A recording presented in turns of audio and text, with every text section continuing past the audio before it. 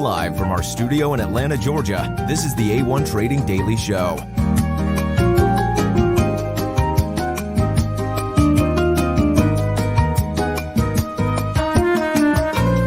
Whether markets are rising or falling, we're here to keep you up to date with the latest market news.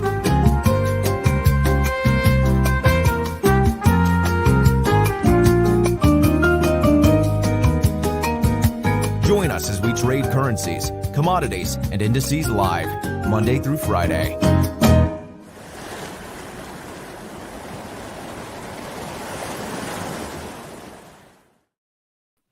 Hello, everybody, and welcome back to another day on the A1 Trading Show. Today, a little bit differently themed. As you can see, we are now in the month of June, and the weather is warming up here in the U.S., and so are our streams. Getting a little hula dancing going on, a little summer vibes going on. And of course, we are just in time for ADP numbers that just came out. Some volatility. We had some better than expected employment change numbers, advanced NFP stuff coming out here this morning. We've got plenty of news and a long stream planned for you. I'm here joined, as always, by James, the reporter. James, what's going on, man? Yeah, so we have a really busy day today and a really exciting and hopefully busy stream as well. Like Nick just mentioned, we did have ADP non-farm employment change numbers come out just a couple minutes ago, much better than expected here at 278,000 jobs compared to the forecasted 173,000. And in just a couple minutes, about 8 minutes or so here, we have unemployment claims happening, expected at around 236,000 jobs. And all of this coming before the NFP event happening on Friday. Tomorrow we have the new unemployment rate. So this is just a little bit of kind of that pre-NFP information. And we mentioned that it's going to be a longer than normal stream. And that's because here at 10 a.m. we have the ISM manufacturing PMI. So we're going to hopefully have a couple different guests on stream today. We're going to be doing a big stream today. So stick around. We're going to be covering all of this news and looking at all of the markets, all of the impact that this news has. So it's going to be a good one today. Yes, absolutely. And I can't wait for all of it. Of course, we've got, two key figures here as we get started.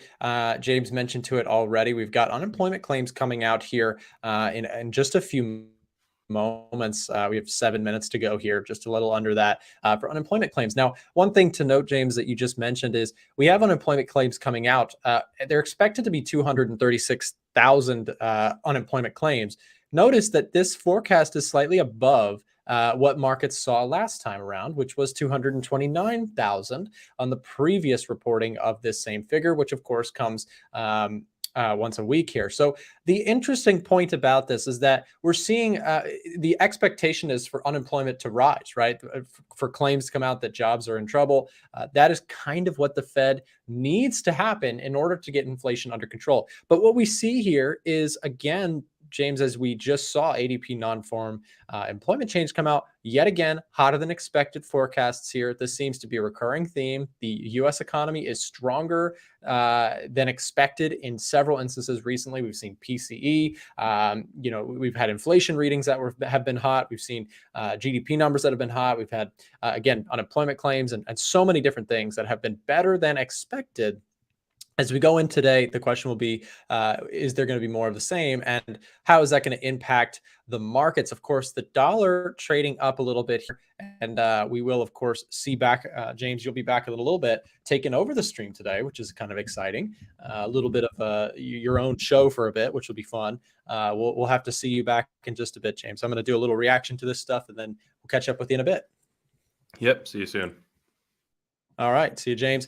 Yeah. So, as James shared with us, guys, we've had two news things to start out the stream, and later we will be staying on throughout this entire news cycle this morning. We've got ISM manufacturing PMI. We're going to react to charts. We're going to talk trade setups. I'm going to show you things that I'm looking at, things that I'm trading. I am, by the way, I'm out of my NASDAQ position, guys. I am all out. NASDAQ closed out for a profit. So if I pull up my brokerage account, you can see I am no longer in QQQ. Let me make sure I unlock trading just to show you. So no trades on. We closed out yesterday after price broke through this level. I went ahead and got out of my my trailing stop for a profit on the Qs or the NASDAQ trade that I was in. We will be watching today to see if there's opportunity for another entry. I want to talk indices. I want to talk gold. We're going to talk dollar. I want to ask you guys as we get started with this this live stream here. Do me a quick favor, hit that thumbs up button. It's going to be a great show today. Let's dive into some more charts. So I want to talk dollar here. Dollar trading still strong, right? And this is more of the current status with the dollar. The problem that we're having in terms if you're a bear, right? Look at this support level. And let me make sure I go full screen here so we can take a look at this closer. The problem if you're a dollar bear is that support has been incredibly resilient. Every time price pulls back to the support level, we see a bounce. And lo and behold, here comes today. We're trading off of the lows with some vengeance. What is this doing to the price of gold? Well, you would think it's getting crushed, right? Well, gold is kind of holding its own. However, still big barriers here around the 1970 mark where price has really struggled to get above. I think gold is at a really important point. We may hear from Frank here on this stream in just a little bit. He pointed out that off the daily chart, we had this longer term upward trend in gold, that the lower extremes were kind of being tested recently, but we found what seems to be a longer term bottom on the gold market. I've been a little bit more hesitant personally, as it does seem like we are likely to see a more than expected hawkish Fed, though we saw some of that forecast give back a little yesterday, which gave some bullishness on gold. For price action's sake, I'm interested in seeing gold break above this 1970 mark with some vengeance. We tried here. You can see this wick right here tells us a story. The wick here shows us that sellers were strong enough to hold this level yet again and push price back off of those highs. What we need to see if you're a bull, in my opinion, is a breakout, capture this area, push off of it, and start to form those higher lows. If a real trend is going to form, guys, you're going to notice it, right? It's going to be hard to miss. Dollar weakness would have to come in. We're going to have to see some reversal to this strong downward trend. On the flip side, here's the bear case. Sellers, actually, let's do something real quick, guys. In the chat, what are you guys currently looking at in terms of gold? Are you bullish or are you bearish? Comment real quick where you're at with gold here. Of course, gold is a popular topic on the channel as always. We've got 400 viewers in here, by the way. I want to see that chat light up really quick. Give us some feedback. Everybody in the chat, chime in. Are you bullish or are you bearish when it comes to gold right now? I'll give you my take on the bearish case. I'm not necessarily selling gold myself. I don't have a trade on. I'm watching this thing closely, but I like to cover it, of course, for people who are more interested in it. If you're watching this off of the 4-hour chart, of course, we've got a major support level and possibly even a little bit of a Wyckoff spring concept here, where price briefly trades below support and shoots back to the upside. By the way, guys, thank you for commenting. We've got some bulls in the house and we've got bears. So a little bit of mixed sentiment here, which I think is probably fair in this price action. What I would say would be pretty objectively bearish would be if we come back to these lows and again break through them. If we break through the lows, sellers, I think, have recaptured this level of support, the support zone, and we have to address that sellers would be strong in that case. That would be, in my point, just a no-go for anything bullish. There's just no way I can justify in my price action approach buys when we're breaking structure to the downside. For bulls out there, what do we need to see? Again, we're kind of range bound recently. We've struggled to put any sort of higher highs. This is our big contender, right? Looking left on this chart, we see a major point of resistance here. You could get cheeky and you could say, well, what about this area? That's maybe a start, but I think real bullish pressure comes if we start to break out higher. This is not something I'm talking about trading in the next 15 minutes. This is something I'm talking about watch for the next few days, because a bigger trend could form either direction on gold, and that is part of the reason. We just had our numbers, guys, by the way. I'm sorry for missing that initial reaction. We have unemployment claims coming out here in just a moment. Gold is reacting already we're seeing gold shoot to the upside, which could suggest that we had more than expected unemployment claims come in. We are still waiting on that number to see. If anybody has it, please feel free to share it in the chat. When you do have it, there it comes, 232,000 unemployment. So this is a tick up from our previous. So coming in as forecasted, just about at 232,000 unemployment claims, compared to previously we saw 229,000 unemployment claims. An interesting report here this morning and causing a little bit of bullishness on the camp of gold. And again, price action, let's talk price action. We need to see this thing break out, in my opinion, before we can justify any sort of long side opportunities on this gold market, which has been pushed down by strong economic numbers out of the United States recently. Again, we've got to see that sort of reverse, both on the fundamental and the technical side, before I can justify getting long on the gold market. So there we go, guys. That is all we've got for gold. Let's keep going. We'll come back to gold, of course, let it develop here. Let's check on what else is moving here. Here's your euro, guys. The euro trading lower here this morning. I'm sorry, trading higher here this morning, but lower on the higher time frames. I would say by looking at this chart right off the bat, we ask ourselves if we're talking price action, right? Price action suggests, in my opinion here, we've got key resistance around 1.074, 1.074, 1.075. Somewhere in this range seems to be a pretty key area for sellers. Why do I say that? Well, notice how price popped up into these zones, found sellers, popped up into these zones, found sellers, and in fact, even cleared the lows on this recent push. If price does pull back into this area, I would imagine that it's pretty fair to say sellers are going to give it a shot here to see if they can continue this overall downward trend. The euro does not look very bullish in my view.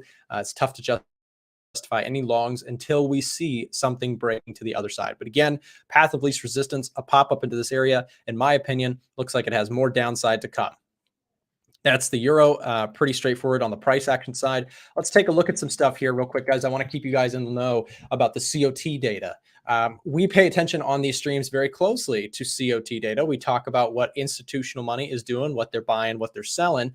And it's a key thing here because, again, if you have an idea as to what institutional traders are buying and selling, it can be really, really key to pay close attention to. I do want to say also, guys, that we've got 430 people here, and I figure this is a good time to announce what we've got going on this month here, or at least for now. We are going into today's live stream, we are launching our summer sale. If you guys have not heard about it already, I just put up some posts. Our team is putting some stuff out here today. Check this out. We've got it on the screen. There we go. We are doing our summer software sale. If you guys have been a fan of the live streams, if you're a fan of the channel, if you're a fan of my stuff or the A1 trading stuff or anything where you see the EDGEFINDER on a regular basis, today is the day. We are going into the warmer season. And with that warmer season, we're doing our summer software sale event. Right now, we are doing one of our best offers of the entire year and certainly the best offer of the summer. Right now, you can get the EDGEFINDER Pro, which comes with our COT data, comes with our retail sentiment, comes with our watch list and signals and all sorts of different things. And during this event only, you can get access to all of our MT4 and 5 robots, indicators, and scanners if you're a MetaTrader trader. And right now, with this discount that we're doing, you can save $840 plus on the software. This is one of our biggest discounts that we've done ever. And we're doing it right now. If you guys want access to this, again, this is a limited space thing. We are not doing this endlessly. We are going to be taking on a certain number of people. Each one of these software sales involves, training and making sure people have everything installed and training them on how to use the software. If you've been thinking about getting the EDGEFINDER, this is the best time you're going to get to do that. We just dropped a link right here. Send us a direct message. I'm going to show you what this looks like for the sale event. Head over to our live chat here. We've got people standing by who can help you. If you want to be one of the lucky people, the first people that do this, again, it is a first come, first serve basis before we close the sale out. Chat now, click right here and click tell me about your summer sale offer. This link is in the description. It's also in the live chat here on YouTube.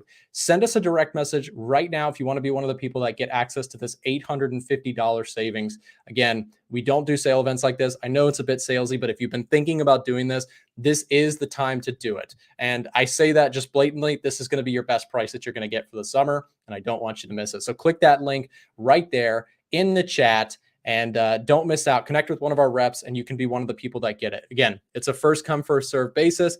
Now let's get back to taking a look here a little bit at the EDGEFINDER for a moment, specifically talking COT data. So gold here, right?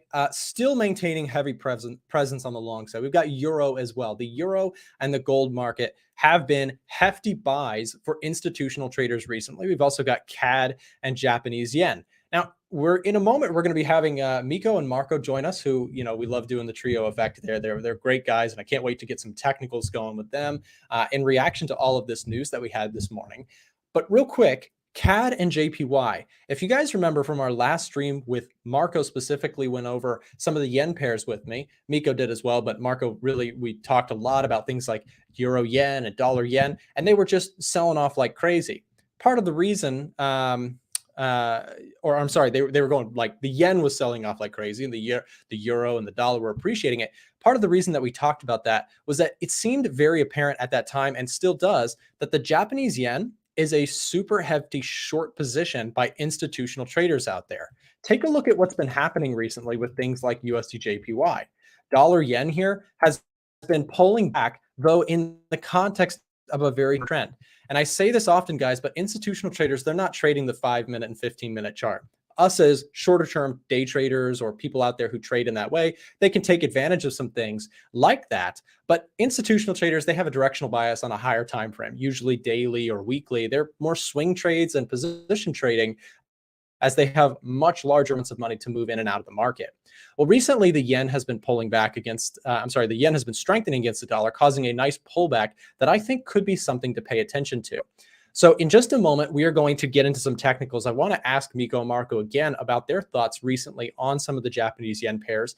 And right before we have them join, we're going to just run a quick commercial break to check out one of our sponsors, ACAP, who make the A1 Trading Show possible. Check it out, and we'll be back with Miko and Marco. Attention A1 Trading Show fans, if you're interested in getting free access to the EDGEFINDER or our premium trade alerts, listen up. For a limited time, our show's partnered broker 8cap is giving out free access to our products when you sign up for a new trading account with them. If you already have a broker, you may want to consider switching to 8cap because of their low trading costs, a wide range of trading assets, and their amazing customer support. If you'd like to get access to our software and Discord server for free, click the link being dropped in the chat right now and ask one of our team members for more information. Don't miss your chance for free products and an award-winning broker. Now back to the A1 Trading Show. All right, and we are back with, of course, the one and only of both of you guys, Miko, and the one and only Marco. Good to have you guys back on the show. And just good to see you, Marco. Good to see you, Miko. How you guys doing? We're doing great. I'm doing good, thank you. How are you, Nick? Good. And glad to have you guys back. Both last time I mentioned just before you guys got on here, the yen pair is doing some interesting stuff. I want to ask you guys some thoughts on the yen, and I'll kind of just leave it, and I'll give you each a chance to go through what you want to go through on yen pairs specifically. We've got a lot of stuff to cover here today, so maybe we'll just start. Miko, what are you looking at? Anything yen pair related? And if not, if you're not trading anything, maybe just give us an overview of what you're seeing currently with some recent price action on any yen pair you want. Yeah, there is one yen pair that I'm attracted to at the moment, which is, well, CAD JPY as well, but ADJPY for some sells. I'm looking at a lot of AD pairs because AD has been very, very bearish. So I'm quite bearish on a lot of AD pairs, and out of the yen pairs, ADJPY kind of meets my match. So I'm looking for some shorts for this one. As you can see, I do have an alert on the screen there on 91,400. So I'm looking to see if we can get one more stab higher and look to see if I can catch the next lower high. We've been printing some lower highs now, 1, 2. Looking to see if I can catch the third one there for a move to the downside. But overall, yen pairs have been quite bullish. ADJPY has been bullish for the past kind of few weeks, but it's very, very corrective. So I'm looking to see if we can start to head to the downside now, coming onto some very strong levels here on the left. Change the color of that. Come to very strong levels there on the left. So I'm actually looking for some sales for AJPY, but other yen pairs are kind of like in a bit of a weird situation. Pound yen's quite bullish. Euro yen, that one has been bullish, but it seems like the support is starting to fail. This one could be looking to turn over, but still a little bit too early for me to tell. NZJPY has been quite bearish. Maybe we've got a bit more downside for that one as well. USJPY is still pretty bullish as well, so I'm still looking for pullbacks for some longs. But ADJPY is probably the top of my watch list for the yen pairs at the moment. Yeah, I like that you mentioned some of the, I was going to ask you at some point as we got going. I know we've talked Aussie, we've talked Kiwi a lot. Kiwi especially, you mentioned NZD-JPY for a moment there. In terms of just high level brief fundamentals with the Kiwi, the central bank there has, the governor there has pointed towards basically a lot of dovishness, which is the idea that, of course, they're not looking to tighten their monetary policy further, whereas you have other central banks who still are. Tightening monetary policy generally causes appreciation of the currency. So with those announcements, we've seen the Kiwi really lose some of its steam. And Miko, we were just talking briefly before the show got started with you guys. I was mentioning that, you know, big money, when they make moves, it's not something they can do just like that, right? They have to, you know, they have ginormous positions to fill and they have to move in and out of things. So it's been kind of an interesting one to watch, that NZD specifically, as that pivot in monetary policy has caused some really strong new trends, you know, reversing some of the upward trajectory as they had one of the highest central bank rates from the major economies. They pivoted essentially. They basically have said, you know, not looking to rate hike further. And that announcement caused a major unwinding of the Kiwi strength. And again, you're pointing out some of the AUD and NZD weakness that has been present, catching on to it, and some of the technical trends as well. So that's really cool. And we'll have to come back to you on some of those pairs as well. Marco, yen pairs. Where are you at? I know you trade again. You're a little lower time frame than Miko and myself. What are you looking at here today? Anything that catches your eye on the yen side of things? So yeah, first let me take a look at EJ. So for me, EJ is now kind of pausing from this move to a downside. I mean, the move has also not been very strong, so this one is not that interesting to me. I'm waiting for a large move up or a large move down. Then I have AJ, which is kind of also not showing me the strength I want to see. I'm not seeing those strong momentum legs. So the only strong momentum I saw was actually here. And I did take a trade, a sell short. It was a 1% loss, but again, fit my plan. And I really liked the momentum coming down with these strong bearish legs, candles. So that's kind of what I'm looking for, consecutive red or blue candles. But the one that is on my watch list is NJ. So I really like how it has been moving for the last couple of weeks, especially with the move up and then the move down. So on the 1 hour chart, I do like this drop and then consolidation, and then we continue with the move. So this just may be another consolidation before NJ shows us another leg down. At least that's what I'm expecting. So my bias is for this to go further down, and I'm seeing some clean price action, not much chop. So out of all of them, I like NJ the best, to be honest. Yeah, no, it's kind of interesting. We fell on the same pairs together there with Mika leading the way on Aussie yen and NZD JPY as well. I thought it was kind of interesting. I'm looking at a couple pairs. Miko, you made mention to some specific currency pairs on the yen performing much better than others, like, for example, the pound JPY. And I really like this one here on the long side. You know, even though, you know, the chart is trading towards the highs, I'm probably not looking to buy it at these levels, but I'm watching very closely on something like pound yen for a break of these levels, right? Clean, simple, textbook technical analysis. I'm looking for, you know, these wicks here show, they show a story, right? In terms of a price action, we're seeing rejection in this area. And so when we come up to this area, I'm not looking to get overly optimistic because, again, resistance has been very apparent here. However, If we see something to the contrary, some change in the nature of how price is reacting to this level at 173.78, if we get, for example, a clean, strong close above this level, any sort of sign of a pullback, dropping it down to the 1 hour or even the 2 hour chart and looking for an opportunity to get long, I really like that idea personally. And I'll give a quick for my fundamental friends in the chat here. We bring Miko and Marco to balance me out, because if you don't stop me, I will talk fundamentals all day. So it's nice to get a little bit of both. Quick breakdown on GJ. You have the Bank of England. Guys, their inflation just barely made it off of its 10% handle plus. We are at 10.1%. They most recently came underneath that 10% in their inflation reading, but still very, very high and exceptionally far from their mandate or their goal of 2% inflation, similar to the US Federal Reserve. Well, this is a problem for the UK, and it's a problem that they have to address using the tools that they have in front of them. The Bank of England can tighten monetary policy. And as we keep mentioning, tightening monetary policy creates strong trends in the currency market. So that is bullish. But then look over on the other side of the world, and we could take a look at Japan, which has the opposite problem. They're looking to essentially remain dovish, and they've made it very clear they're not looking to raise rates. They're doing the opposite. This divergence creates trends. Of course, on the technical side, we see the reflection of these fundamental moves, but understanding the story can be really cool. And I know that, again, there's traders who use technicals, they use fundamentals, some don't, some do.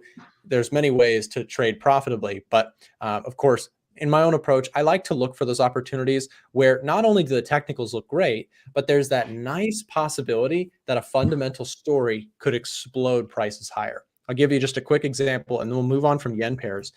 Last year, during 2022, we saw the bond market kind of collapse. And with that bond market collapse, the dollar strength is a major cap into dollar yen. I mean, this is a move here from March of 2022 until October, the peak. We saw a 3,600 plus, almost 3,700 pip rally in the dollar yen. This is a fundamental trend in action. Of course, on the technicals, you can still take advantage, dropping it down and looking for those breakouts, but it's kind of key to look out for those fundamental stories, as they can drive things higher or lower for much longer than people may expect. Anyways, I'm also watching dollar yen. This one is a tough one for me to buy up in these areas, but a possible pullback could be something I'm paying attention to. I was talking just before you guys got on a little bit about gold. I want to get some gold thoughts from you guys, because we just had this morning, we mentioned it briefly, we had unemployment claims coming out just a little bit higher than previously in the United States. This, of course, unemployment spikes can be a bullish catalyst for gold. And what we see here today is gold trading up against a level of resistance. The question is, will that last? And I want to go first to Miko.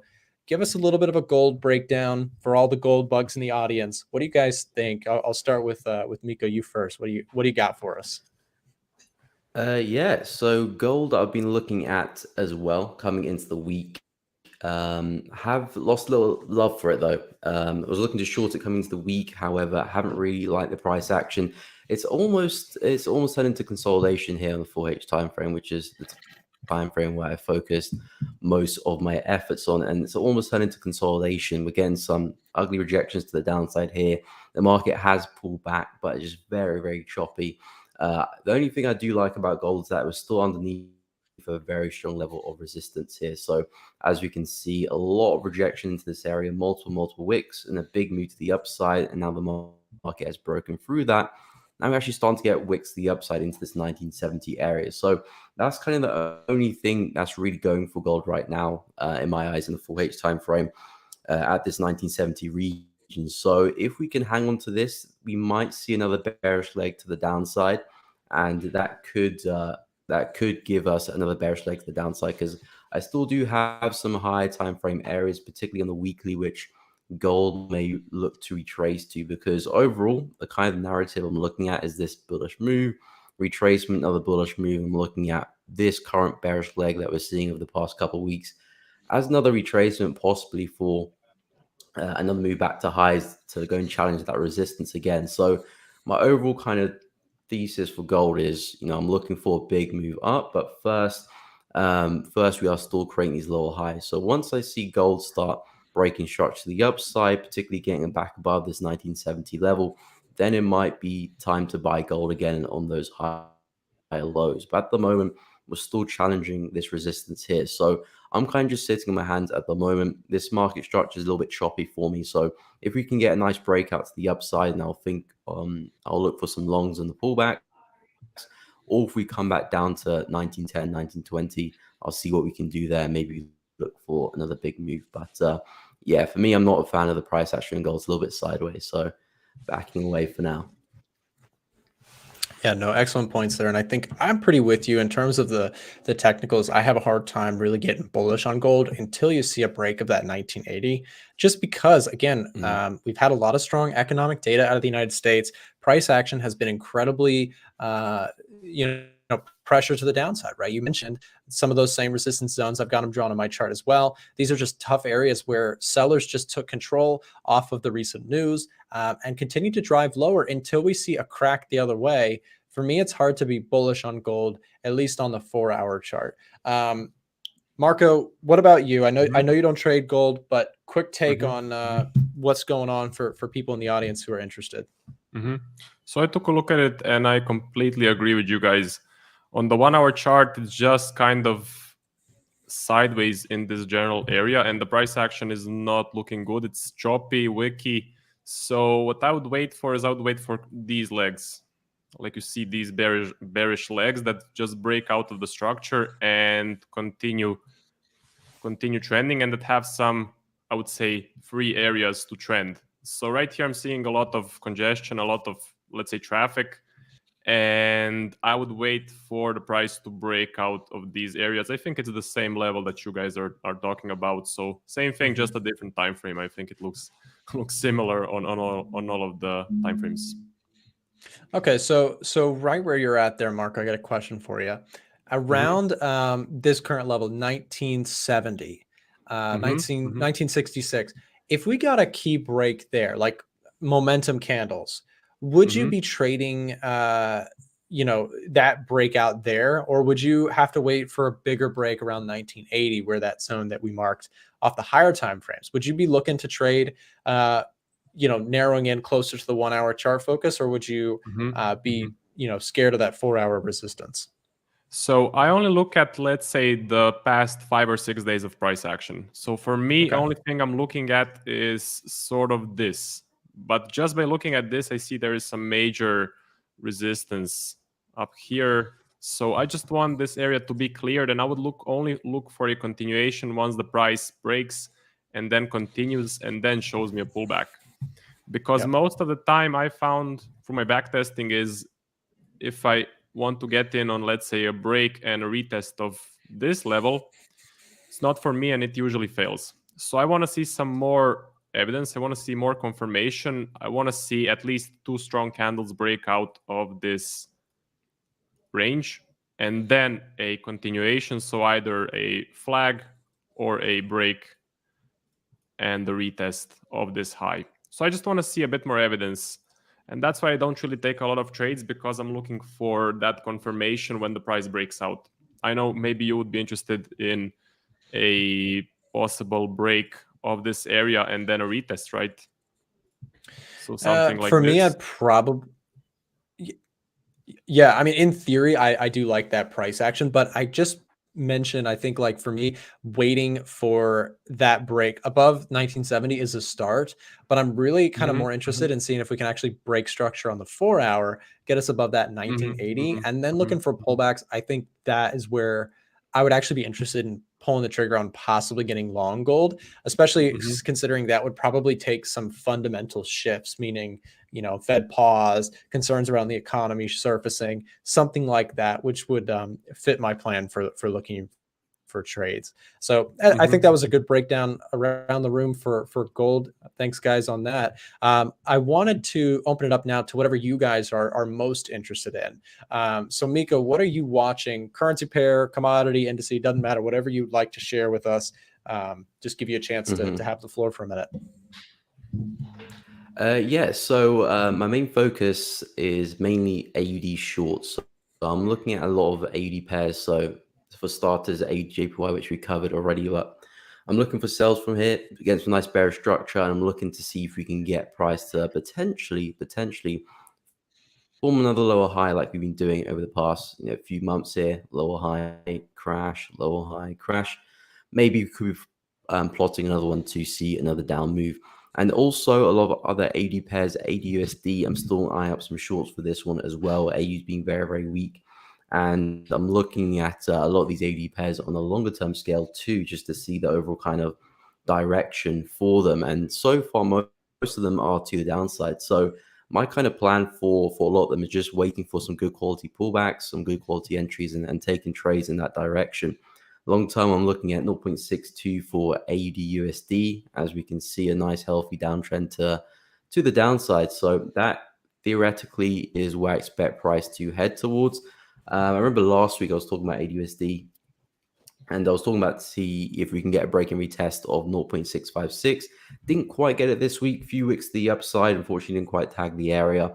Maybe we might see price follow through now and go and test it, or maybe NFP tomorrow could give price a nice little nudge to the upside. We will have to see. I'm also looking at this level here as well. So if this level doesn't hold, I'll look at this level slightly above it at 0.66. So I'll keep an eye on AUD/USD for some shorts. AUD/CAD as well. I'm looking at shorts for this one. AUD/USD, AUD/CAD, very similar pairs, and again similar high time frame price action as well. AUD/CAD, I'm looking at price coming back down to these lows, near enough 0.86. Recently, you cracked through a lovely level of support here. The market was having a really tough time trying to break through this level here at 0.895. Finally cracked through. So again, this week I was looking for a retest of that level. Didn't quite happen. The market kind of just consolidated most of the week before melting to the downside. So I'm still waiting for some bigger pullbacks for this one to catch some shorts and hopefully take some nice sales. And Aussie Swiss as well. This one's not too far away from my area here too. Lovely support there. Had some consolidation. Market broke through with not bad momentum. I'm looking to see if we can come back into the lows here of support. Retest that structure. Next lower high. We've got one over there. Second. Trying to see if we can get a third for another move back down into 0.586. And again, flicking to the higher time frames, we can see AUCHF particularly very bearish on the daily, weekly, and even monthly as well. So a lot of bearish momentum there, just trying to take advantage of that. Yeah, and Miko, I want to show you something that's kind of fun with the Aussie pairs specifically. I like that you went through that because you mentioned several Aussie pairs, and you're going to find this pretty cool, I think. So in terms of sentiment right now, we track sentiment often on the channel. People in the audience love it, so we talk a little bit about it. So two things I want to show you on a quick basis, specific to the Australian dollar, which, if I'm looking at the Australian dollar, this gives me a little bit of extra confidence in what I'm trading. So first of all, in terms of COT report, this is just objectively, it is a delayed report. We get it once a week. It's not necessarily, lightning speed up to date what the institutional money is doing, but it's a delayed look at where their positions generally fall. And what we see is that on the Australian dollar specifically, institutional money is very short as well. That adds extra confirmation if you're looking at the Australian dollar and well, the professional money managers of the world that have to report to the CFTC, notably the big ones here in the United States, they're short, hefty on the Australian dollar, with long contracts making up just 34%. And again, short contracts making up 66% approximately. So it's a hefty short position, it seems, from institutional traders. So that adds a little bit of confidence. But on top of that, Miko, what I thought was a very interesting component to the retail side of things is that retail traders are doing the exact opposite of what the institutional money is doing, being short, and yourself looking to short as well. Take a look at this. We've got retail sentiment across the board. I've narrowed our focus here, guys, to just the Australian dollar, going off of what Miko showed us. Several of these pairs you mentioned, Aussie CAD, Aussie Swiss, Aussie dollar. Retail traders are super long. They're going against the trend. They're on the wrong side of that trade. They're doubling down. They're, getting their stops hit or adding big positions to a loser. And then you flip it around and you say, well, what is retail generally short on? Well, they're short on Aussie New Zealand. New Zealand is the one that's sort of getting beat up a little bit more, that they're more long on. But then you have pound Aussie. There they go, shorting the pound, and yet again buying that Australian dollar, which is on a sinking ship right now. So I think sentiment can be really interesting because you can look at what retail is doing, you can look at what institutional is doing, and you can get a general look at all of it at the same time. So I just thought that was interesting that you pointed that out, Miko, that you're kind of aligning with what sentiment, exactly where I would want to be as well on sentiment. So thought that was kind of cool. Okay, Marco, your turn. What are you looking at in terms of anything you're watching or trading yourself? Yep, sure. But first I have a question for Miko. So as far as I understood, you execute trades on the 4-hour, right? I look at the charts in the 4H, but I do drop to the hourly to take my entries on candlesticks. Okay. So I was always wondering, how much trades do you take per week when you're looking at mostly the 4-hour chart? I average currently around 2 trades a week. Sometimes it's 1 or none. Sometimes it could be 4, but I average about two a week. Yeah. And do you just check the charts every 4 hours, or how do you approach monitoring? So yeah, I actually look at the market during the weekends. That's when I do most of my analysis, mapping out my levels, my setups, which markets I'm interested in. But during the week, I pretty much look at the chart every 3 to 4 hours. I do rely quite heavily on the alerts on TradingView. So which, like, for example, with ADCHF, it's not my screen, but with ADCHF, if the market is at a particular level, I'll just set an alert there. So I'll check the market every 3 to 4 hours, but if it hits the alert, I'll be alerted on my phone and I'll come check the markets. But yeah, I look at the charts probably about maybe four times in a day, roughly, apart from when I'm like streaming and stuff, 4 times in a day. So yeah. That's pretty cool. Yeah, I was always wondering what the approach is with the 4-hour. Because with the 1 hour, I usually check the charts on top of every hour, or if it's very range bound, I can just set alerts. But looks like it's a similar type of process. Yeah, very interesting. Yeah. So and for me, for your breakouts, Marco, because you said that you look for momentum when it breaks out before you look for your entries after pullbacks. So I was wondering because sometimes you can get breakouts where maybe it's like 2, 3, medium-sized candles breaking out. Or sometimes you can get just one big candle. So is there a situation where, okay, we've got one big candle breakout, I'm looking for pullbacks, or is that invalid, or would it have to be 2 or 3 candles for it to actually be a trade? Yeah, that's a really good question. So for me, the more candles, the better the setup is. If it's just one candle breakout, usually it can be some sort of a news-related move, and usually it does not continue. So the next candle usually retraces. So what I'm looking for just here on the pound right now, this is like a 1, 2, 3 candle breakout now, and this is perfect for me. So if this was just one candle, I would be very concerned that it will just retrace and continue ranging. But as we got 3 candles, as we got 3 hours of bullish momentum, I'm definitely expecting this to continue trending up. And I'm 100% looking for either a flag entry right here, or I'm looking for a break and retest entry. So there's a definite difference between just the 1 candle and a 3 candle breakout. And also on the pound, what I like that I saw this momentum here. Pound has been really choppy. So the pound US dollar on the 1 hour, really choppy in the last couple of months even. But this is now a sign of some clear momentum. So 3 consecutive strong bullish candles. And then we kind of, retraced aggressively. But there was still some pressure to the upside, and we were still trying to break out of this level, which I was looking at. And now, since we got this 3 candle breakout, I am definitely looking to buy the pound. So to be honest, the only pair on my watch list currently is the pound. Rest of them, I trade six of them. Rest of them look pretty bad, pretty corrective on the 1 hour. But this one has potential, and I'm also not trading NFP. So I'm only trading up until 8 a.m. London Open on a Friday NFP. We will see if I get a setup in the next couple of hours. Maybe, maybe not. We shall see. So that's about it. Only the pound US dollar for me. I was going to say that pound strength coming in today, I was going to ask if you were keeping an eye on it because it does seem to match your style. It's funny how, like, after watching you guys or just chatting, I mean, we've done this several times now, I can generally pick up like, oh, I wonder if Miko or Marco is watching this chart right now, because I know generally what you guys are looking for. It's pretty cool. Yeah, I mean, the pound has broken structure. I mean, just looking at what I've got here off of the higher time frames, this is the 4-hour chart, and you can see we just had a really simple, straightforward channel. And what we know about simple, straightforward channels is that they're great when they're great, and then when they fall apart, it can give way to some new moves in the market. So we had this beautiful downward trend on the dollar, but then broke out here and just out of a textbook, pulled back into that general area, found support yet again, now rallying off.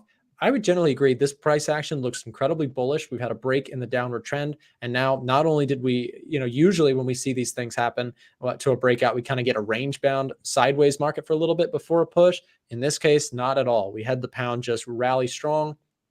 And, part of this reason, as I mentioned, some of my, bullish outlook on the pound is due to the central bank in England having a serious inflation problem. They have to raise rates. It's almost they're at a different problem level than some of the other central banks. And so that causes that pound to look potentially more attractive than other currencies. So very, very interesting stuff, guys. Thank you for coming in. As always, great questions, great conversations, and as always, very informative, I think, to newer traders who are looking to learn something. Speaking of newer traders looking to learn something, if you guys don't follow these guys, of course, they come on the A1 Trading Show every week.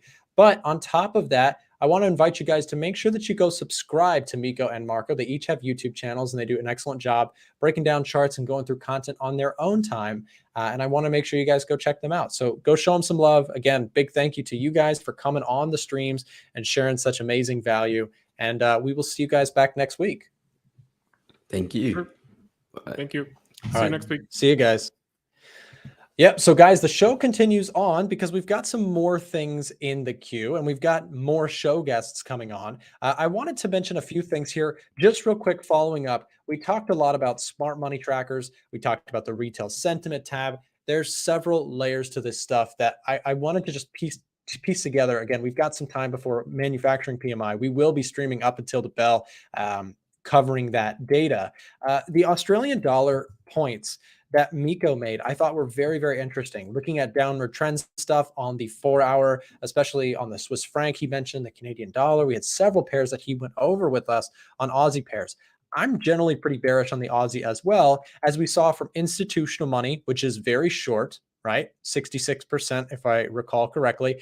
But then also what I thought was so exceptionally interesting is that when I pulled up the Australian dollar on the retail positioning tab on the EDGEFINDER, almost across the board, we see retail traders are buying the Australian dollar aggressively in a downward trend. This is a major red flag that I think is worth noting. Now, of course, it doesn't mean that the Australian dollar can't go up. It potentially could. Sometimes retail traders are on the right side of the trades just by so happens. But usually when we see these massive downward trends, we have to be very cautious that we're not buying a falling knife. And again, these things can go a lot further than sometimes people may expect. If you had bought thinking it was a good bargain here and it just kept trending until now, you're sitting on a really big, tough position. Of course, this is trading, and generally speaking, adding to losers is not always bad, but you have to do it in a way that keeps you careful, keeps you from blowing accounts. And retail traders, as we know, do not do that on average. So I think knowing this before you place trades is really key. And I mentioned this earlier, but I'm going to make a quick shout out to it again. We are doing a summer sale right now, which can get you access to this software for the best price of the summer. Check it out on the screen right here. We've got the summer software sale announcement. You can get access to the software tools that I'm using on these streams and my videos every day. The summer software sale gets you the EDGEFINDER Pro. It gets you access to all of our MetaTrader robots and indicators for free with your EDGEFINDER Pro. Right now, we are doing the best sale discount of the summer. Save $840 while our price cut lasts. This is literally only going to be available for a limited time and for a limited number of people who take advantage of the sale. If you'd like to connect with someone and lock in your spot, right now, there's a message in the chat. Click this link. It's going to send you to a direct message center. If we go back here, I'll show you what it looks like. Click that link. It's going to take you to a live chat center right here. You can see, you click chat now, then you click tell me about the summer sale offer. and you're going to be connected to someone on our team. Now, not only are we going to offer this awesome summer sale offer right now, we put together a really fun skit. Frank and I put together this awesome skit with the help of our amazing editors. Check this out. We're going to roll it real quick, and we'll be right back on the show. Check this out. It's really fun. Man, getting a nice tan out here. How you doing? Dude, I'm getting cooked by the sun and by this euro yen trade I'm stuck in. I took a sell trade. Dude, you need the Edge Finder. The Edge Finder? Yeah, if you had the Edge Finder, you would have known that smart money was actually long. Really? So you're telling me I was selling when smart money was long, and if I had the Edge Finder, I would have known that? Exactly. Pass me one of those Edge Finders. Let me get one of those. Get our biggest discount of the summer. Get access to the Edge Finder, our MT4 and MT5 softwares, indicators, and robots, all in a single 20% off discount offer. Take advantage using the links and promo codes down below in the description. All right, guys, and there you go. We have our our summer sale announcement. We had a lot of fun making that. Frank, we got to bring him in to say hello to Frank. And of course, we're also joined by the one and only Mr. FX Big Dog, one of our longest term friends of the channel. Hey, Gary, how are you? I'm doing well, Nick. I'm doing a pretty good sketch you put together there. Thank you. I mean, I didn't know I was going to wake up and be an actor, but you know, they gave me a Grammy and I just had to accept it. So I'm just very cool. Gary, how's the weather down in Florida? Are you there right now? You're in Florida? Yes, I am. The weather here in Florida is absolutely awesome. We're having actually very little rain in the area I'm at, but other than that, it's pretty warm and pretty cozy here down in Florida. That's awesome. And have you been to the beach already this year? How often do you go to the beach? I'm just curious. You know what? I used to be there quite often, but I don't go there as much anymore. We've taken our place here where we stay, and we've actually rigged it out so it's really comfortable here because I've got grandkids, and so now I'm just really trying to entertain them. To making sure that we've got all the stuff that they need. Little jeeps that can ride around. We actually gutted out the whole lawn at the back there and put this in. Here in Florida, you have St. Augustine grass. It's very long. I hate it. Snakes get in between. So I got the zoysia grass, and the zoysia grass is actually a lot thinner as like golf course grass. And I put it out at the back lawn, and it's so nice. It's so comfortable to have the kids run around there, and we've got jumping castles. It's like the fun house here. That's awesome. Well, it's you've got everything is made for you down in Florida. That is awesome. I'm actually going down to Florida with the guy right above me, Mr. Frank. We're going to Florida later this summer. What's going on, Frank? Hey, how's it going? Good to have you on as always. And you did a great job in that skit, by the way. Oh, I appreciate it. So did you. Oh, thanks. Yeah. Yeah. So guys, we've got it's a pretty loaded day in the markets in terms of what's been going on. Earlier, we had, I'll go back to the Forex Factor just for a second. In terms of what developed there, we had unemployment claims come out just slightly above expectations and above notably the previous unemployment claims that previously we had 230. We had just come out 232. So no surprises, I guess, there. But what was a little bit more surprising to the market was that we had ADP non-farm employment change, which is an advanced look, an early look, I suppose, at NFP numbers, came out hotter than expected, 278K compared to 173.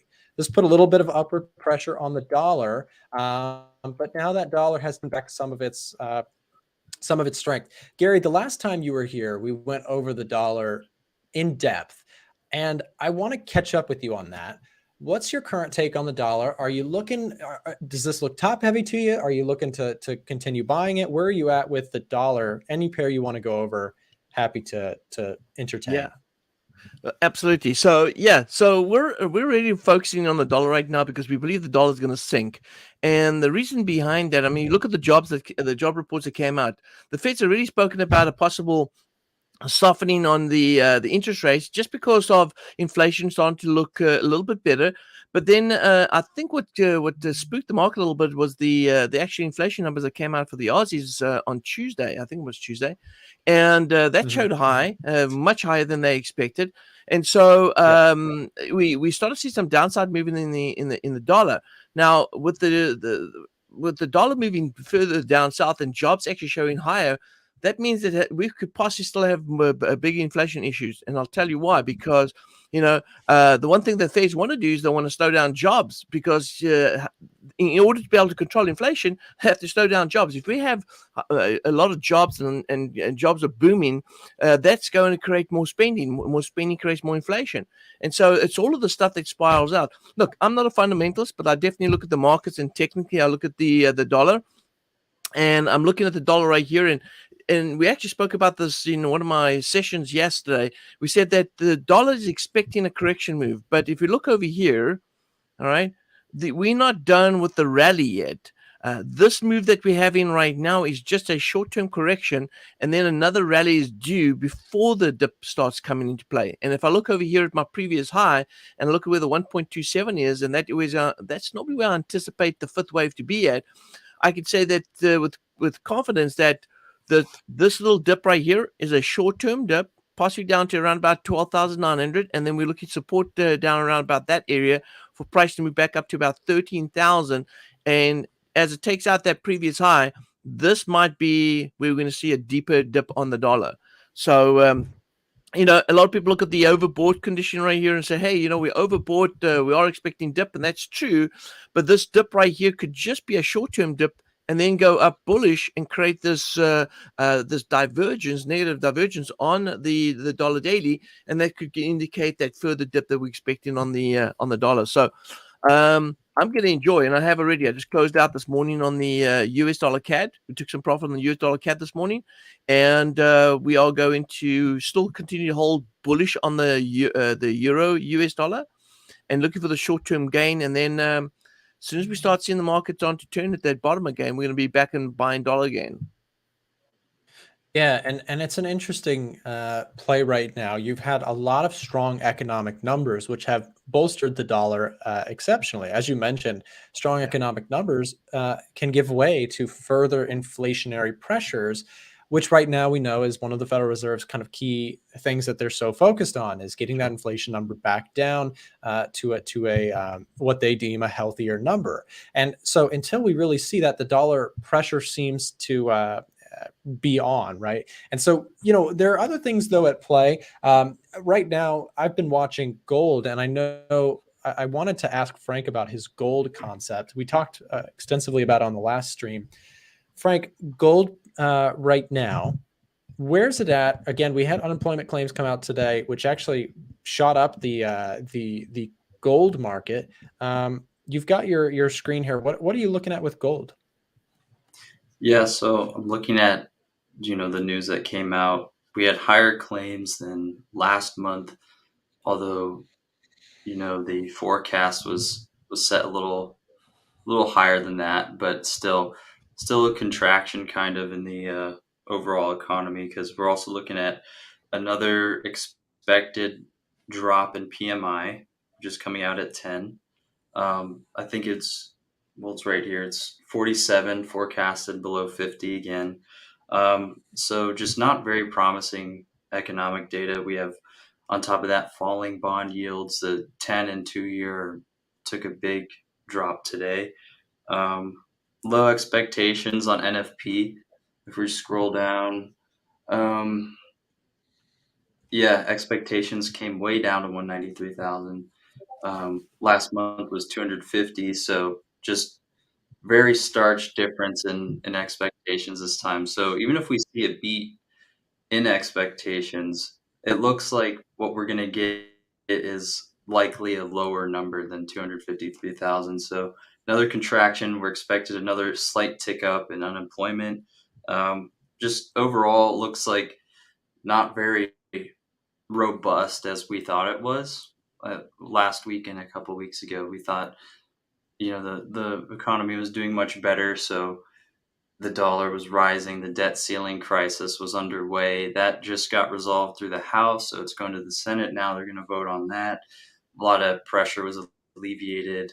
I'm just kind of looking at bearish dollar overall. I don't have like a strict entry on a short or a long here, but I'm more so bullish gold, and I re-entered this morning on this. There was a pullback overnight, and then it came back up to the recent price as it was yesterday. So take another shot, bounce off that trend line.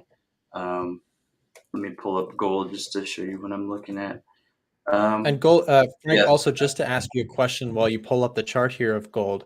We were talking yesterday off camera after the stream ended. We are talking a lot about how we saw a flip flop yesterday in terms of commentary that was said that changed outlooks midday for the upcoming June 14th meeting, which of course, when we talk dollar, it's all about, as Gary mentioned, we've got economic numbers to pay attention to, but also we've of course got what the Fed's plan is. And there was some commentary yesterday that was not as hawkish as expected. What happened with that, the Fed Watch tool that we talked about yesterday? Fill us in on that.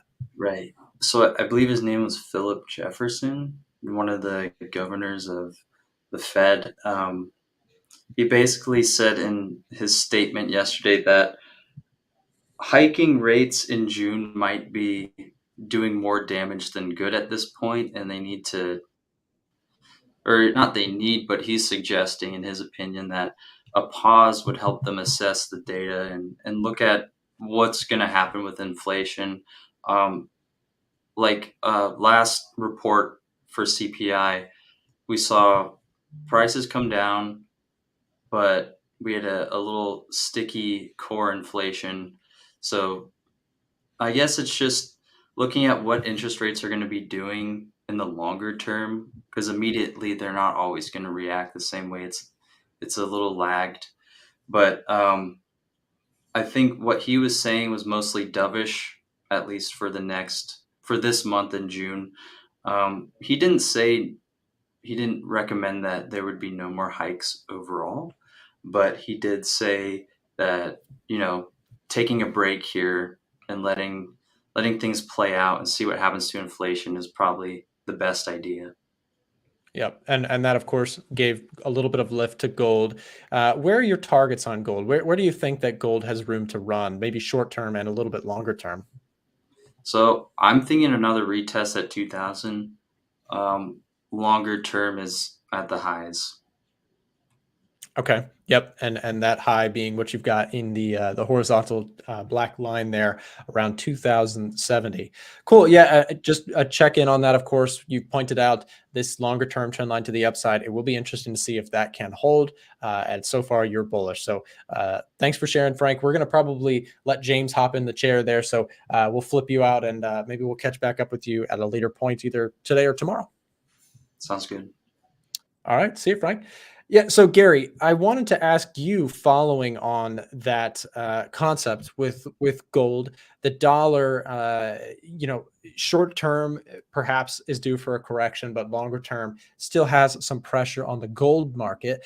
What else are you watching? Are you watching any indices? I don't know if you trade them or not. Are you watching any? What else are you watching on your personal basis? Yeah, so I'm watching gold, and we have positions that we are trading in gold at the moment. Right now, we're doing pretty good on gold, taking some short-term trades. But most of the pairs that I am focused on is I'm really trying to get into some short-term looks at Aussie CAD, New Zealand CAD, Aussie New Zealand dollar. We're looking at more the lower volume trading day pairs. We do have some long-term positions that we're taking on, like on Euro JPY. Some try to stay away from the JPY crosses, so I might just take one pair at most. But we're looking at a bunch of those as well. But really, to be honest with you, anything that's providing trend and structure, we'd go ahead and trade. So it's, I have my favorite pairs because we've got a certain strategy that we're currently trading on certain pairs that we're doing really well over the last 2.5 years. We've made like 2,300 and something % on just trading those pairs based on a certain strategy. But other than that, if we've got something else we'll trade, it's got to show some structure. Yeah, absolutely. And one thing I will say to those of you guys in the audience who maybe are newer to having Gary or seeing Gary on the show, one of the first reasons I asked Gary to come on is that, Gary, you are one of the only other people that I have been able to find who has been consistent on MyFX book over the long period of time. I always say that if somebody has a MyFX book, it is, the ultimate sort of qualifier to show, real trading versus non-real trading, because again, anybody can make claims, but those trading results that you're talking about, I've seen them. Right, you've got excellent performance there on your MyFX book, which is fantastic. So walk us through a little bit though, Gary. I've got to know now, what pairs are you generally paying attention to? What favorites? You mentioned some favorites. What are you looking at, and is anything setting up right now for you? Okay, so yeah, we got a few positions in on the euro US dollar. Now we're actually buying euro US dollar, and you look at the market right here, and you look at this downward trend. So I always teach the students that follow, and the clients that I have to communicate what we're doing on the trades that we're trading, is that the market may be long term bearish, but that doesn't necessarily mean that we don't have some short term upside moves that we can take advantage of. And so what we do is, based on that, the results you spoke about, based on the currency pairs we focus on and the strategy we use support and resistance in all areas. So Fibonacci's, highs and lows, supply and demand levels, all of those things act as support and resistance levels. And so what we do is we buy and sell at those support and resistance levels, and then we use a cost average. Now, some people frown upon cost averaging, but the thing is, what's key, and you mentioned early on, is that if you manage your risk properly with cost averaging, it can be very effective. A lot of retail traders don't do that, and that's why they blow up the trading accounts. So we use a cost average. Now, going back to the euro, we are actually long euro because we had a key level of support. If I go to a lower time frame, you'll be able to see it a little bit better right here. So here's a 4 hour. And you can see right here, we had a wave 1, 2, and then we had a 3, 4. And so as price held up at this level right here, we decided, okay, let's buy the support. Let's see if price can go back up to retest the 200 EMA. It didn't do that and broke south. So we continued to buy. Now, the most important thing is anytime you're trading, you have to have a way. You have to figure out what's the market going to do. And if I'm wrong, where's it going to go then? And if you don't know where it's going to go, then that's where panic starts kicking in. The biggest thing that traders start creating emotional rides is when they don't know what's going on with the market. So when something happens, and it happened to me 25 years ago. 25 years ago, I got into a trade. It was non-farm payroll. I didn't even know what non-farm payroll meant. And the market went against me, and I got into major emotional rides because I just didn't know what was going on. I said, man, there's support and resistance. The market's blowing through this. What's going on?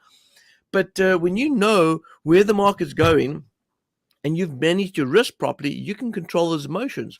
And so we stuck to our strategy. And so we're long euro US dollar, and we're chasing after this particular high right here. So we know that the euro US dollar is going to take out the high at around about 1.0839, give or take a few. So that's the target.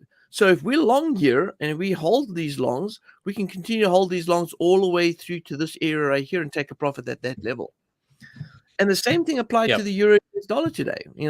We held shorts on the on the US dollar CAD, and we held shorts on that position. And if you look at this chart right here, we can see that we had the market creating this wave structure 1, 2, 3, 4, and 5. At the 127, it turns. We started to sell the US dollar CAD. It rose up a little bit and then dropped back down. And here's the 200 EMA. Can bang smack hit the 200 EMA at that 135.35 level, and that's pretty much where our target was. We wanted to take profit a little bit earlier than that, which we did. We closed out because the news was coming out. We thought, yeah, let's just get out before the news comes out. Took a profit and we got out. So important. Getting in, making sure you understand your trading plan. Understand that if things don't go the way that you expected, then have a backup plan. And the backup plan is then where's the market going? And understand that if you're going to manage your risk on the worst case scenario, not your best case scenario. And then thirdly, actually, then make sure that you take profits. A lot of people, traders, they struggle to take profits. They get into a good run. They start to see their balance starting to grow a little bit, and they get all greedy, and then they struggle to take profits. And they're like, oh, just another 2 pips, another 3 pips, another 5 pips. Eventually, it's gone 10 pips against them. They go, okay, I think I'm going to take my profit now, when it's gone 10 pips against them. So it's important for those sort of fundamental mental things to make sure that they get implemented in their trading. Yeah. Yeah, Gary, I mean, see, this is why I've always loved having you on the show, is because, you know, people in the audience clearly who watch our content on a regular basis are going to say, well, that's very different than the way you trade, Nick. And the point is, I mean, I trade momentum, I trade pullbacks, I trail stops, I let winners run. But the point is, whether you're trading in a similar fashion to Gary, which, by the way, I do have some dollar cost averaging stuff that I do. I just don't talk about it nearly as much on my streams, and I shared this with Gary and you know, within our Discord all the time. The point that Gary made, though, a couple things I'm taking some notes and I'm dragging them out from Gary's excellent veteran speech he just gave us. Keeping those positions so small is so important, whether you're dollar cost averaging or even if you're trading with you know, a trailing stop or an aggressive tight stop on your trades.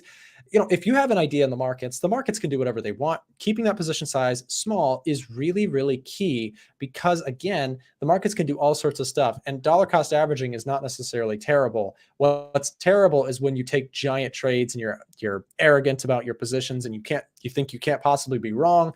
And you know, Gary, you and I have been doing this a long time. You've been doing it longer than I have, and you know that the markets will humble you if you are, you know, not humbling yourself first. So excellent points there.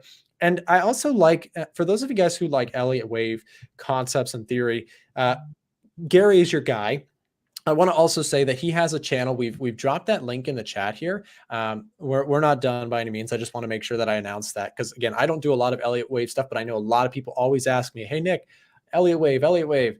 This is your guy right here. Make sure to go check him out on the channel that we shared in the chat. Yeah, I mean, Gary, that's the thing. I think, you know, there's some stuff I want to we'll get to in a moment, specifically about the euro. Maybe James in a moment can assist us with some COT breakdowns on, you know, the euro and things like that you just got done talking about, and maybe also we'll take a look at the retail sentiment. So lots of stuff. We're going to take a quick break and then we'll be right back with the show. Check it out right after this. Attention A1 Trading Show fans. If you're interested in getting free access to the Edge Finder or our premium trade alerts, listen up. For a limited time, our show's partnered broker 8cap is giving out free access to our products when you sign up for a new trading account with them. If you already have a broker, you may want to consider switching to 8cap because of their low trading costs, a wide range of trading assets, and their amazing customer support. If you'd like to get access to our software and Discord server for free, click the link being dropped in the chat right now and ask one of our team members for more information. Don't miss your chance for free products and an award-winning broker. Now, back to the A1 Trading Show. Welcome back, everybody, to the show. We are not done yet. We are joined here by Tom, Mr. Simply Forex. Thank you so much for being here, Tom. Nick is going to take a short break, everybody. Nick is going to be coming back in just a few minutes, so don't go anywhere. We've been going for close to an hour and a half at this point, but we still have more news coming at 10 o'clock. We, of course, have the ISM manufacturing PMI numbers at 10 o'clock, so Nick will be back before then to cover that news and give you market analysis on that. But Tom, thank you so much for joining us here today. No problem. How are you? Yeah. So, Tom, we're going to go over some charts together. I know that I may not be as knowledgeable as Nick, but you certainly are. And so we're going to let you kind of lead the show today. Take us through what you're watching today, Tom. Okay, James. How are you, mate? Anyway, you good? Yeah, I'm doing great. This is my first time being somewhat of a host on the show. I have been a guest, but never a host before, so I'm excited about that. But yeah, take us through what you're looking at today.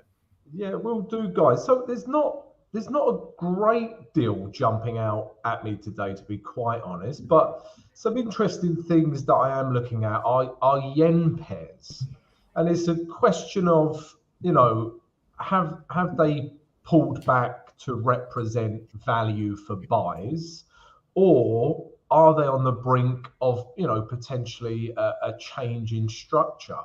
And I'll show you what I mean, guys. So New Zealand yen, yeah, on the day chart, you can clearly see, we are still in an uptrend. And for me, this structure, this upward structure, will only change when we get a break of these lows. If we get a break of these lows, guys, then I'm not interested in buys. I'd be interested in more in shorts to potentially come down to some of these levels. So, is it the start of a potential break, to the downside, or is this excellent value to start buying this pair, potentially back up to here or back up to here? So I'm seeing this on a lot of yen pairs. What would I want to see to start buying this? So at least a daily candle, that's reasonably bullish. Yeah, so that's my first criteria. I need a bit of a bullish reaction off of this support level here. Okay, because yesterday's candle, doesn't look like much of a buying candle. Yeah, so I'm waiting for that to happen. And then if we drop down to the lower time frames, I'm just looking for more clues for me to buy this pair, basically. So when I say clues, I mean structure breaks and something that tells me buyers are taking control of the market. So, there's this zone through here, guys. So this has become interesting. It's almost ranging. Yeah, and I'll tell you why it's ranging, because we've clearly had a lot of selling pressure on this New Zealand yen from that day chart. Yeah, you could see sellers were pushing this down. All right, but it's got to a level of support. So there are buyers entering this market. Okay, so when you have this, buyers and sellers are kind of battling it out, I need to see a winner. I don't want to trade it while they are fighting, if that makes sense. Because while they're fighting, buyers and sellers, you're going to get price action, maybe like this, until we get a winner. And if buyers win, we get a break out of this range. Yeah, we get a break of these highs in here. Buyers have won. I would start looking for buys. Yeah. Whereas if we get a break down below this range, and a break of these lows, then sellers have won. So until I see, whoever wins the fight to the death between buyers and sellers, then I'm not interested until I see a winner. Okay, and that's simply what it would be. A break of this. It's only hasn't been much of a range for much of the time, but if we get a break out, I'm looking for buys potentially up here. If we get a break lower, like I said, we can take it down to that next level of support on that daily chart. So, really at delicate poised levels right now, a few yen pairs. If we compare... Sorry, James. Sorry, no, I was just going to mention that thank you for continuing on as we lost internet there for a second. I don't know if you noticed us freeze up and leave or not, but it wouldn't be a day in the office without Wi-Fi going out at some point. But we are back and we are running. So, and we are joined by Frank now. Frank is here with us, joining the stream for a little bit. And again, guys, I'll just mention one last time really quickly. Don't go anywhere. Nick will be back to cover the ISM manufacturing PMI numbers happening here in just a few minutes. We can see actually here at 10 a.m. ISM manufacturing PMI numbers. So Nick, again, we'll be back in a couple minutes to continue on with Tom and with Frank, hopefully. So yeah, Tom, what else are you taking a look at today? So yeah, yen pairs, like I say, there are interesting levels. So this New Zealand yen, I don't know how much you caught of that if the internet went down, but if we compare New Zealand yen, so this is at a level where it could start to bounce off or it could break down further. Okay, whereas Aussie dollar yen, you know, we're currently already seeing a bit of a structure breakdown. Yeah, so this Aussie dollar yen pair, you know, was in an uptrend. Yeah, we're getting, you know, higher lows, higher highs, but then, you know, we've broken this low. So for me, that is a structure change on Aussie dollar Japanese yen. Yeah, this structure change hasn't happened on any of the other yen pairs. They are still, you know, firmly in an uptrend. But this Aussie dollar yen, you know, does this mean, you know, we're going to see a bit of a change in trend for Aussie dollar yen? So, you know, out of all the yen pairs, I certainly wouldn't be buying Aussie dollar yen for that reason. That is a structure break for me. Yeah, we're getting lower highs, lower lows. Tom, I have yeah. a question for you. Yeah. Sorry, I didn't mean to interrupt, but No, you go for it, Frank. well, I hope your first of back's all, all right. how are you doing today? I'm good, thank you, Frank. Yeah, not bad. Good, good. How's your back? I'm good. Everything's good here. I was just gonna ask you, would you say that you're more so agnostic to the direction of these yen pairs, or would you have a bias towards some? Because I know you said there was a structural break on the Aussie yen, but at the same time, we're looking at overall yen kind of seeing some strength today. Would you say that? Oh, I already have this pulled up. USD JPY is very correlated with the bond yields, specifically the 2-year. And I was wondering if you were, you know, more so looking at a buy on different yen pairs like Kiwi and Aussie versus dollar. Because I saw you said Kiwi dollar, there was some buying pressure on the day, but at the same time, kind of looks like a reversal from a longer Yeah. term perspective. But if we were to look at gold, which is having a nice day today, but also a falling dollar yen, I guess my question is, would you be more bullish dollar yen or more bullish Aussie yen? I would be more bullish dollar yen for sure. Yeah, so you know, first and foremost, purely just if you know, if we just looked at structure of the market, yeah, if we looked at Aussie, let's take a look at Aussie dollar yen compared to US dollar yen, and let's start with the weekly chart. All right, so straight away, Aussie dollar yen, you know, on the weekly chart, you know, there is an area of resistance here, okay, which it is clearly hitting. All right, so we can expect some selling pressure in here. All right, whereas if we compared that with the US dollar yen weekly chart, yeah, this is the weekly chart, you have got free air. Yeah, there's nothing stopping this. There's no resistance. You know, if anything, we've had a breakout of this area of resistance here. So purely from a weekly point of view, I would massively prefer US dollar Japanese yen. And then also, I mean, if we look at the daily, let's start with US dollar Japanese yen day chart. And again, if we just look at structure, yeah, this is still in an uptrend.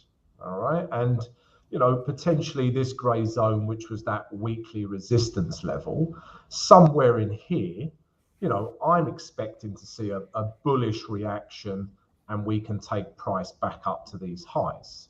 Yeah, we haven't had it yet.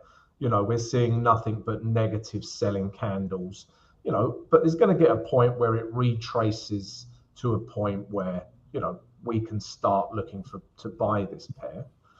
And now if we compare US dollar yen structure to Aussie dollar yen structure, and this is just simple structural analysis, you know, it's nothing too fancy, but I would base my decisions heavily on this. Aussie dollar yen, was in an uptrend, but now arguably a break of trend. Yeah, we're getting lower lows, lower highs, and we are not seeing that on US dollar, Japanese yen. So, yeah, I would definitely prefer US yen over Aussie dollar yen as things stand right now. Yeah, that for the next couple of days or so. Okay. So yeah, that's what I'm seeing, guys. Yeah. And So as for go ahead. go Frank. ahead. Jimmy. No, you go ahead. Okay. As for the dollar in general, what would you say, I guess, short to midterm on sentiment wise? Because what we're seeing right now is less robust gains in the economic side of things. So we're looking at lower than expected or lower than previous NFP, expected higher unemployment rate, higher claims than last month. This morning, jobless claims came in higher, and then another contraction in PMI, which is supposed to be like 47, right under 50. I was wondering what you thought of dollar sentiment going forward. Do you think we can see a break here, or that there's enough buyers in the market to take it higher? Yeah, I mean, good question, Frank. I mean, first and foremost, I do what the market tells me I can do. Yeah, I don't pay too. Obviously, I'm aware of when the data comes out, how the economy works, and I keep an eye on these things. But I'm, purely a technical trader. So what I will base those decisions on is what the charts are telling me. That there's all the truth you need is in the chart. So, for example, US dollar pairs. It feels like US dollar strength has paused. Okay, first and foremost, and I'll tell you what is a big example of that is when you get better than expected figures, like we did with initial jobless claims and ADP non-farm. Yeah, they were far better than expected, but we are seeing, in this example, Aussie dollar, US dollar, let's drop down to the hourly chart. We are seeing US dollar weakness. Yeah, that is a really big indicator for me. If pairs start ignoring the news almost, yeah, because if you traded purely the news and you saw those figures today, you would potentially short Aussie dollar, US dollar. But the market has completely ignored those figures. Yeah, we're seeing quite the opposite. We're seeing US dollar weakness.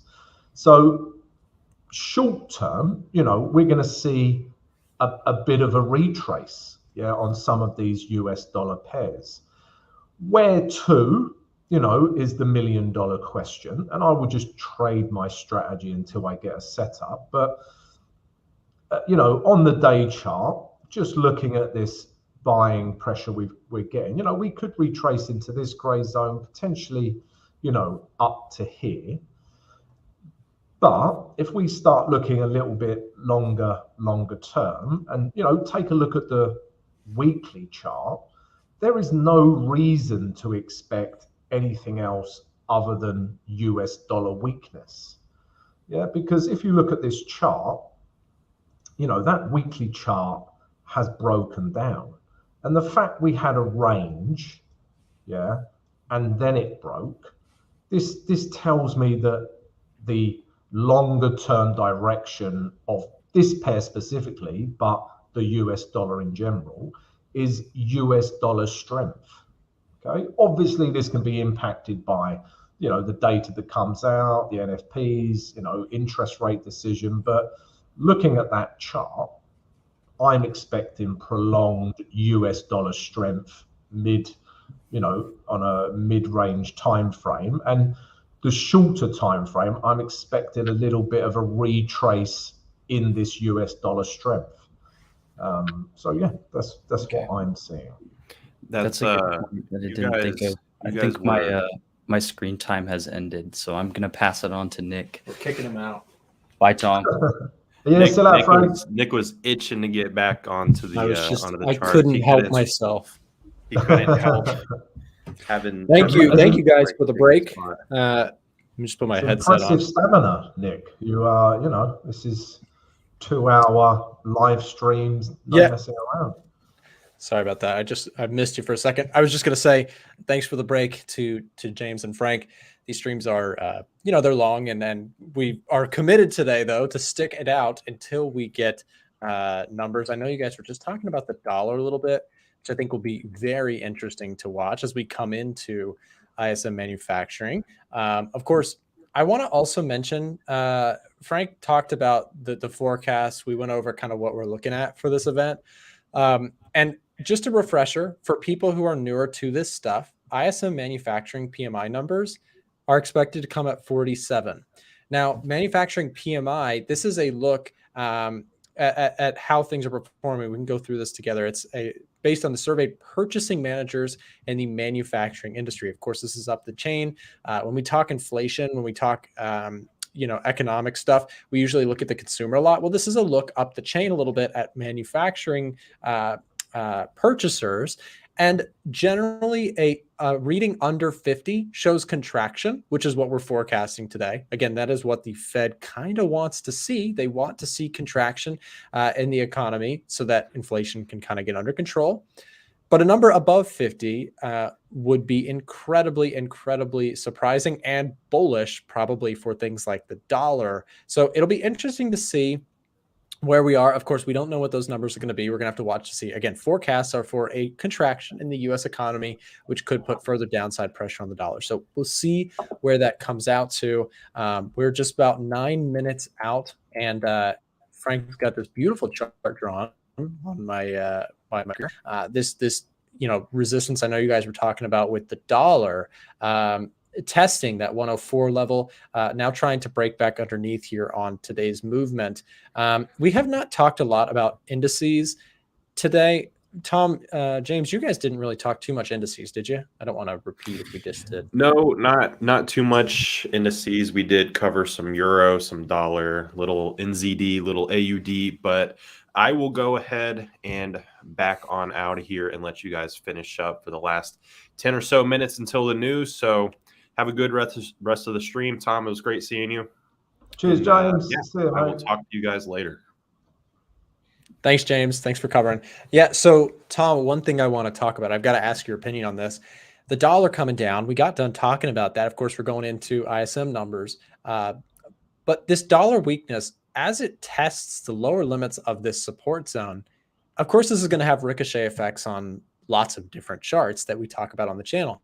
One that I thought might be interesting is the decline in the S&P 500, despite some of this dollar weakness. Of course, dollar weakness can sometimes give way to, equities getting a lift. We're not seeing that here today.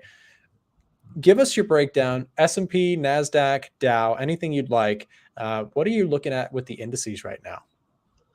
Yeah, well, S&P and NASDAQ are in uptrends and the Dow is in a downtrend. So that's, there's some conflict there, but S&P still a bit of room to the upside is what I'm seeing, guys, in terms of the weekly chart. I still think this 3,000 level here, is achievable. If we just, look at the structure, the weekly chart is building up. Yeah, we're getting these bullish weekly candles. Yeah, I think it still has a bit more room to the upside in terms of the weekly chart for the S&P. And those candles give me confidence in that happening. If we look at the day chart, yeah, I mean, it's in an uptrend as well. It could potentially be coming back to a good level of value. Yeah, as long as we don't start breaking these lows. If we start breaking these lows, I lose interest in buying the S&P because it's a daily structure change for me. But, bounces off of this moving average 20, I'm looking for a build up in H4, H1 structure. And then, we can potentially take price back up to that level I spoke about. I mean, right now, H4, just looking at the daily candles, will be in a downtrend, So what would I want to see to start buying this pair is pretty much a build up of structure again, guys. So, I tend to get my higher time frame view of the weekly and the daily chart. That gives me my bias of a pair. And then I'm looking for structure breaks, support and resistance breaks of on the lower time frames to enter, really, guys. It's not rocket science, but that's how I roll. And we're seeing there's a bit of a level through here, I would say. Okay, it'll be clearer on the H1 to see this level, but currently for me, we're in a H4 downtrend. Yeah, could it come further? Yeah, of course it could. Yeah, it could keep coming lower. Yeah, we don't want it to break this, otherwise we lose interest. But all I'm looking for is a build up of H4 or H4 structure. So, for example, it might not happen now. It might, happen in a couple of days' time. But basically, guys, I'm just looking for something like this, a break of these highs, yeah, and then buys are back on the table for me. Yeah, we can start looking at taking profit here and then leaving some profit to run back up to those daily highs. So, yeah, I think S&P is a buy once I see this kind of structure build up. Let's have a look at the NASDAQ, because I know that was tearing like a madman. Again, weekly. Yeah, the problem with, it's clearly in an uptrend. Yeah, I mean, anyone who's, traded ever can see that. Right. But the problem I have with this is how overbought this is, But having said that, look at the bullishness of this weekly candle. But, how I gauge overbought or oversold is how far away it is from my moving average 20. You can use RSI, other stochastics, but I can just see that is a million miles away from my moving average 20. And it's just so overbought, which, there has to be, it doesn't have to be, shouldn't say that, but, I'm expecting a bit of a retrace, potentially back down to some of these levels. But, S&P easier to trade for me than this because of this, this rocket ship that is the NASDAQ. The NASDAQ has been tricky because it's had at this point, when you were showing that weekly chart, it's had 1, 2, 3, 4, 5 weeks in a row prior to this one that were just straight green, like just straight run-ups. As you mentioned, on the weekly chart, you have key resistance that broke, and I mean, that gave way to a bigger push to the upside here that we've seen in the last 2 weeks. So where we currently sit with the NASDAQ, I'm no longer in my trade. I was in one for a while. I traded it long, caught a pullback and rode it up from last week. I was able to catch just this brief retest here. It was probably one of my better trades. I wish all my entries looked like this, but it was a rare occasion where it was just the perfect entry, and the trade just kept going.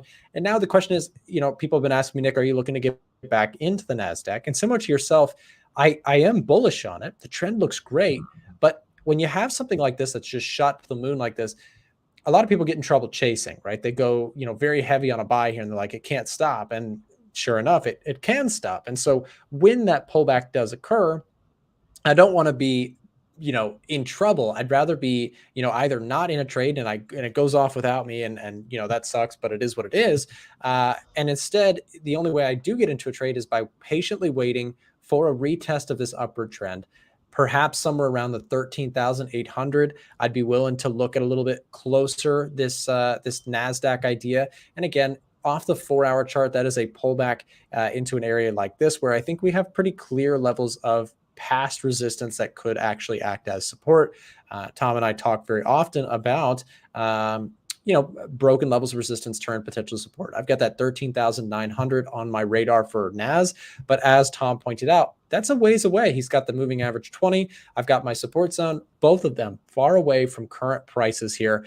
Guys, I do also want to make sure we don't miss it. We have ISM manufacturing numbers coming out, PMI, in about 45 seconds. So I'm just going to set up our chart here for a second so that we can watch the reaction to the chart. I'm going to put our NASDAQ here in the top left so we can keep an eye on that since we just talked about it. S&P will be in the bottom left. We'll have the dollar in the top right. Let me get my charts lined up, which the dollar, by the way, continues to sink here.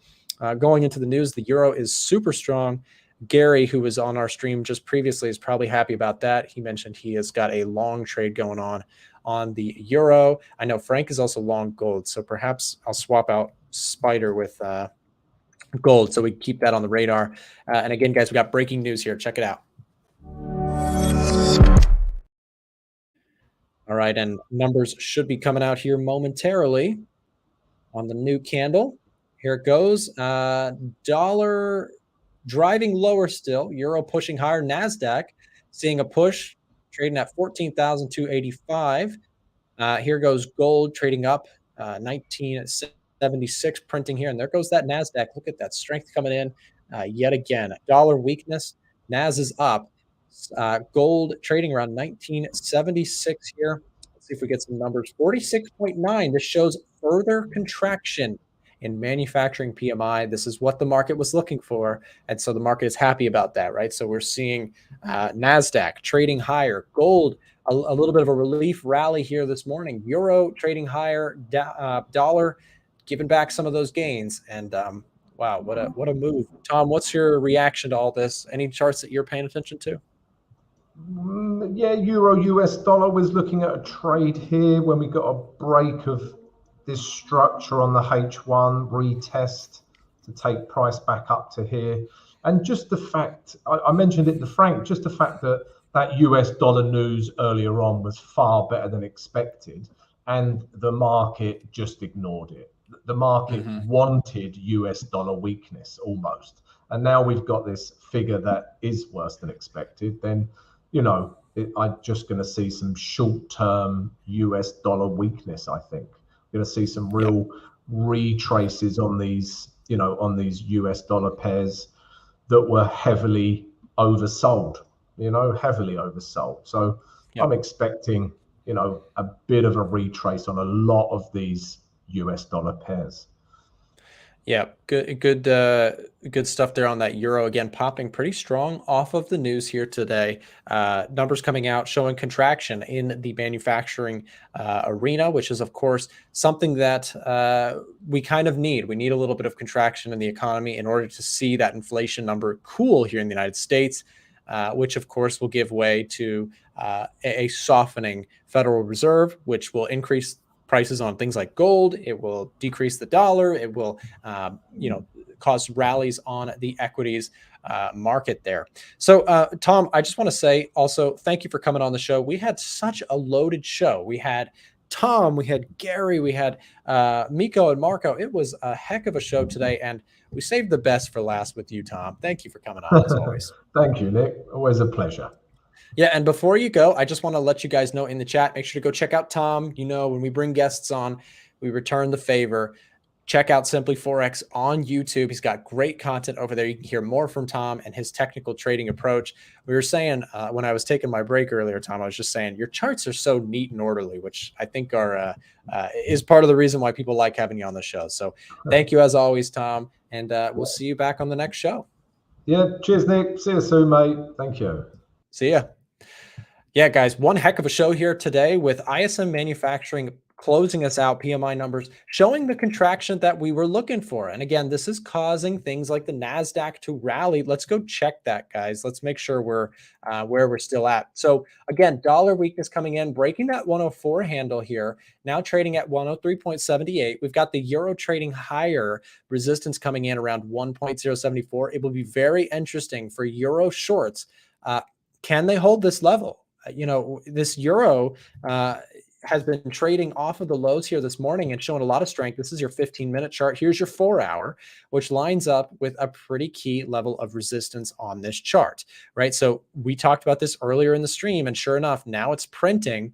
We're coming into what, traditionally would be considered a really strong level of resistance in an overall downward trend. The question will be, how does price react as the dollar weakens here this morning and gives the euro a little bit of a lift? It'll be very interesting to watch following this ISM number, manufacturing PMI coming out, showing contraction. Will the euro actually be able to break out? One thing for the bulls out there on the euro, is this going to break? And if so, does that give way to a bigger move higher? Same applies for gold, guys. We've got to give an update after this recent price action. Are we breaking out on gold? And XAU USD, we're going to pull it up, trading around 1973 here, and very, very briefly now flirting above this 1968. I think day traders may be able to take it higher, in my opinion. We could see a move up to 1980 as possible targets, 1980, 1982. Again, key resistance in that area. The real question for bigger traders on the higher time frames, if you're watching this like I am on the 4-hour, can we get above that 1980 mark? That's going to be the key breaking point, I think, to start actually forming a newer upward trend. And again, we've got more numbers coming out tomorrow, which could help us get there. We'll see how jobs numbers come out tomorrow. Guys, we've been mentioning it on the stream here today. And for those of you who are just tuning in, I don't want you to miss it. We're doing our summer sale right now, and it is one of the best offers that you're going to get on this channel. If you've been watching our channel and you like the Edge Finder, if you like our COT data where we look at what institutions are buying and selling, if you like keeping up with retail sentiment, right now, we've got something special for you in the chat. If you send us a direct message, this message us right here, you can get access to our summer software sale, which gets you access to the Edge Finder Pro and all of our MetaTrader robots and indicators free. Plus, with this offer, for the first, we're only doing it for a certain number of people. It's a limited offer for a certain number of people. First come, first serve. If you want to be one of the people, message us right now. You're going to save $840 off of this. If you've been thinking about getting the Edge Finder, you are going to save $840 if you are one of the people that get in early. So we're doing a first come, first serve on the sale. We've done this before. But what we found is that when we get people set up with the Edge Finder, it's a lot of training and setup process with each person to make sure that they're fully understanding. We want to make sure the tool is right for you. If you want to be one of the people, it's first come, first serve. We've got a link right here. And again, we'll drop that link. It's in the chat right now. Click that link. And again, it is our summer software sale. This is the best discount price that you're going to get this summer. We've put in a lot of hard work on putting this together for you. And again, this is all the details for you. Message us now. Get in before again, it's a first come, first serve. We're only doing it for a certain number of people for this massive discount price. The best we're going to get on the Edge Finder. So there you go. And the MetaTrader stuff, of course, which comes free with it. All right, guys, so that's going to wrap up the stream. We had a loaded show today. We went for almost 2 hours. And if you appreciated today's stream, do me a quick favor on your way out. Well, first of all, hit the thumbs up button. And second of all, if you're one of the people who have been watching the show and you want that Edge Finder, click the link. It is the best price you're going to get for the summer. So do not miss it. Thank you guys for watching. Hope this was a helpful stream for you. And we'll see you back on the next one. Catch you later. As an aspiring trader, how do you take into account all of the driving forces in the markets at once? You need the Edge Finder. The Edge Finder allows traders to access powerful market data automatically. Access key sentiment analysis studies, such as the Smart Money Tracker, which shows what hedge funds and institutions are buying and selling. Or unlock the Retail Sentiment Indicator, which shows where retail traders are positioned now. Additionally, for traders looking to incorporate fundamental analysis into their trading, get access to our in-depth economic data scanners to find the strongest trends. The Edge Finder also ranks and scores all of your favorite currency pairs, commodities, and indices through our signals and watch list page. This page will show you the Edge Finder's current strongest buys and strongest sells by pulling together all of the data. Get our biggest discount of the summer. Get access to the Edge Finder, our MT4 and MT5 softwares, indicators, and robots, all in a single 20% off discount offer. Take advantage using the links and promo codes down below in the description.